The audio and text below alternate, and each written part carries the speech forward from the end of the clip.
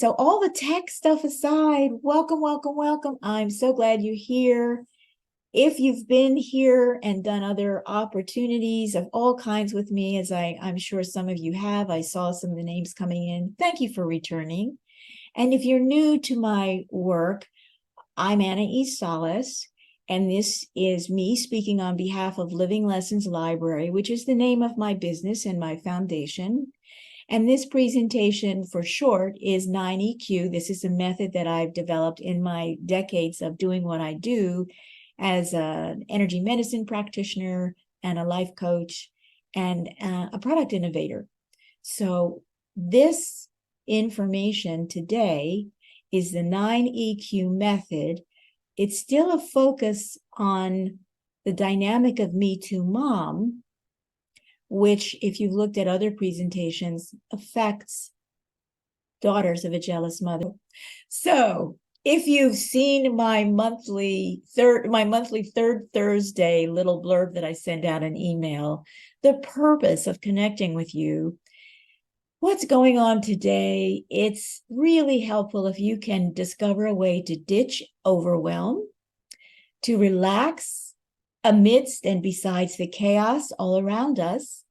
And if you can find inner resources that dissolve, transmute, and transform your own inner resistance to doing a very different dance with fear and judgment and shame and blame and all those things that happen in the system that we currently live on our beloved planet Earth.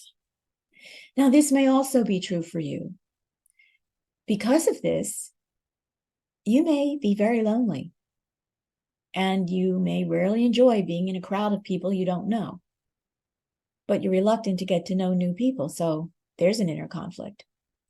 You long for deep, trusting intimacy, but in this Me Too Mom dynamic, and with long gone dad, you're terrified of more loss, heartbreak, abuse, disappointment, and emotional and even physical betrayal that you have come to know from your origin story. So I want to share my 9EQ story and how I discovered this method.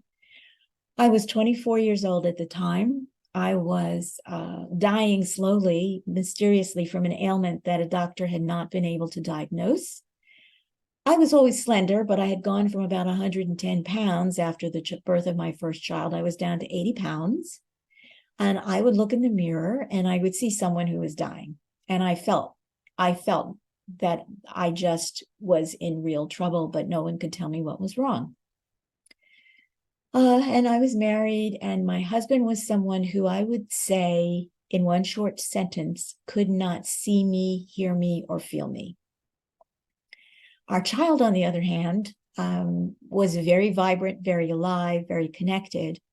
And my child and I had a wonderful, wonderful dynamic because my heart investment in him was 100%.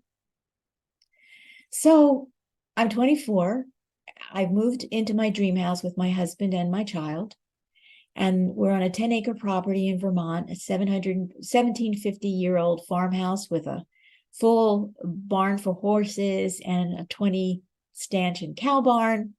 And we were between Brattleboro and Springfield, Vermont. And my dream was to turn this into a bed and breakfast. We had 10 acres where we could grow organic food. I love to cook. And so my dream was to just be a hostess and a great mom, a wonderful wife, and to make good food for whoever came and to welcome them and just open up a special experience in that part of the United States. But shortly before we left to move into our house, the morning that we left Philadelphia, I woke up blind in one eye.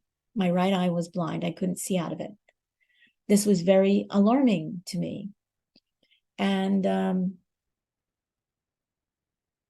I knew that something was wrong, but this was now just an escalation of something wrong. So I lay quietly and just tried to relax. And that moment passed, but I was very concerned.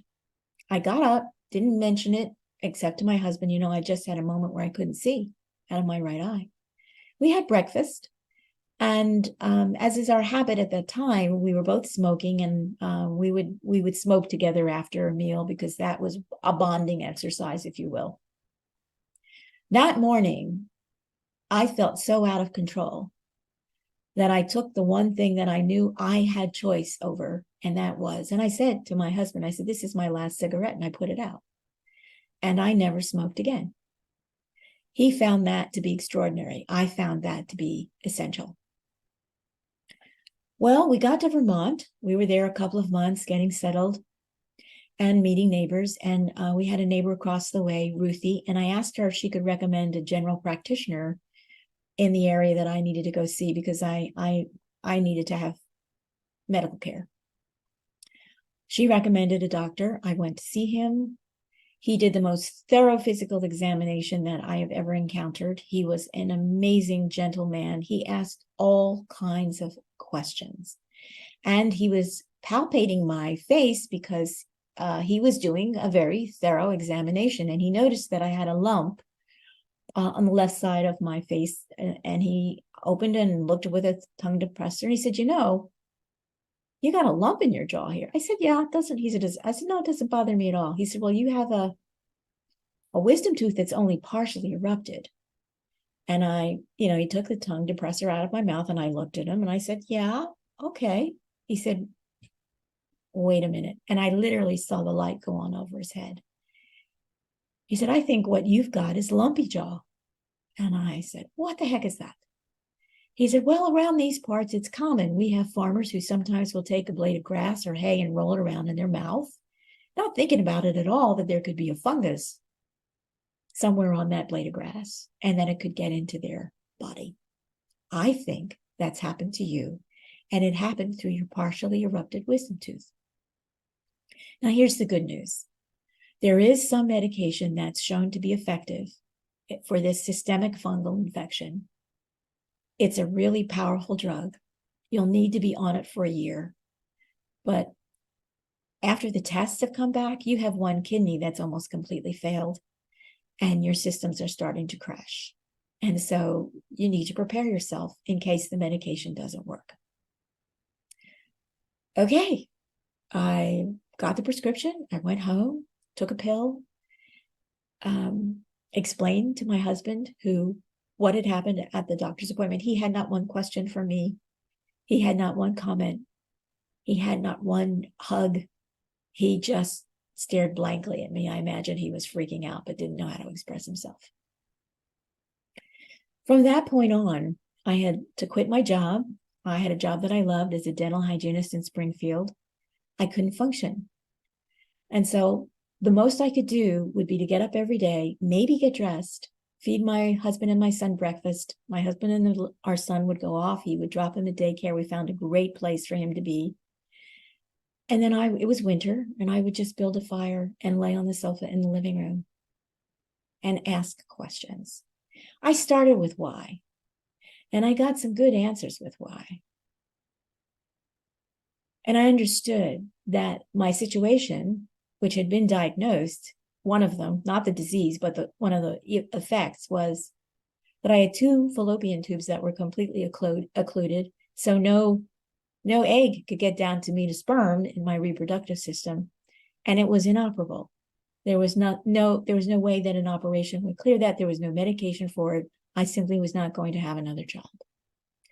This broke my heart because I love being a mother.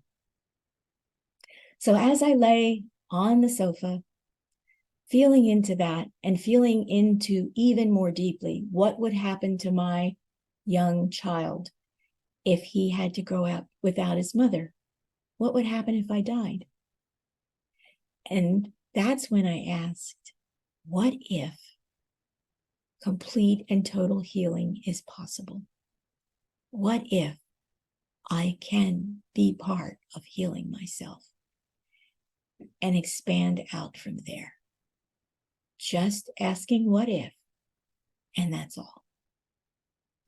Well, that story had a very happy ending.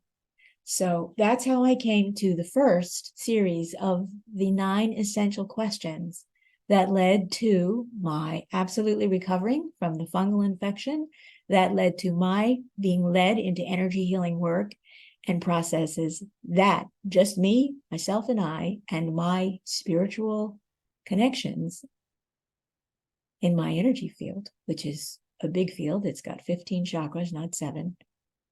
The information came in. I followed the instructions. And 3 years later, I got pregnant and there was a miscarriage. But after that, I did have another child, perfectly healthy, no complications. This is why I'm sharing the 9EQ method with you, because you need to know what questions to ask. And they're essential questions and they're universal. They apply to everyone in the world. Okay. Now, I needed you to know that. So that's my 9EQ story. Now, one of the things that I learned when I was asking those questions was that being silent, laying on the sofa all by myself with no distractions, just gazing at a fire, I returned to self-awareness, self-reflection, self-love, self-expression that I had known as a child, 3, 4, 5 years old, singing with pure, joyful abandon with a perfect pitch voice and making art. Self-awareness, self-reflection, self-love, and self-expression. When you are in silence in that relationship with yourself, you gain energy. But what had happened to me over the course of some very difficult relationships, which we're going to talk about, Me Too Mom and Long Gone Dad, I had been silenced and disconnected from self-awareness, from self-love, from self-expression, but not from self-expression, not from self-reflection. I could still do that. I could still find moments when I was painting or when I was writing a story or when I was reading where I could find a little quiet space, uninterrupted, where I could self-reflect. But I didn't know that that's what I was doing.